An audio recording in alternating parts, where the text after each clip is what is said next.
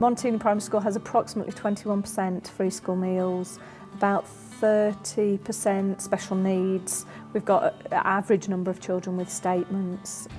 Nicole Shipman is the executive head teacher of Monteney and Foxhill primary schools in Sheffield. In 2007, the schools formed what's called a soft federation, where each school has its own governing body. Since taking on Foxhill, Nicole is beginning to see improvements using the leadership structures she developed at Monteney.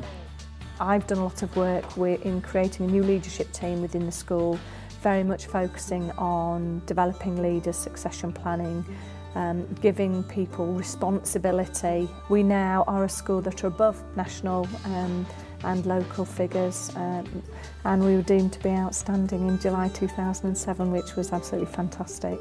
But have a look at that, it is live from today. It looks.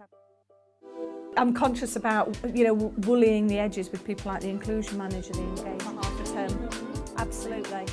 In a way, we've got a starting point. Many head teachers are busy day to day with sort of the mundane, the parents knocking at the door, the toilets, the drains, all of those sorts of things. But roles like the school business manager has enabled me to lead very much on the teaching and learning and the strategic vision for the school, and the more day-to-day running structures, systems, procedures are sort of led by her. So it's empowered different leaders, really. We're looking at reconfiguring for the Federation. Monteney and Foxhill are part of a group of local primary schools that collaborate to maximise resources. After her success at turning round Monteney, the group suggested that Nicole take a look at the struggling Foxhill. I spoke to the LA and said, what's happening at Foxhill, would love to be part of it. So I was absolutely delighted in July 2007 when they approached the school and the governing body with a view to me becoming the executive head. It was a soft governance role at the moment with agreement from both governing bodies. The school was very susceptible to going into special measures. Foxhill hasn't been above floor targets for over 8 years. 4 weeks ago we came out of notice to improve as a satisfactory school with good features. So a lot of work stabilising staff, using the skill set that was in the school. Obviously, I was quite apprehensive because I didn't want people to feel that it was, do it the Monteney way, because actually Foxhill is very different in terms of the catchment and in terms of the children. And I was very honest with the staff, very passionate, very committed to wanting to make a difference. They were very much wanting to fly, but unfortunately I think they'd had their wings clipped. So, we said go for it. And many of them said, we've wanted this, and it's been the making of the school actually. They've lifted their head up, seen what's going on.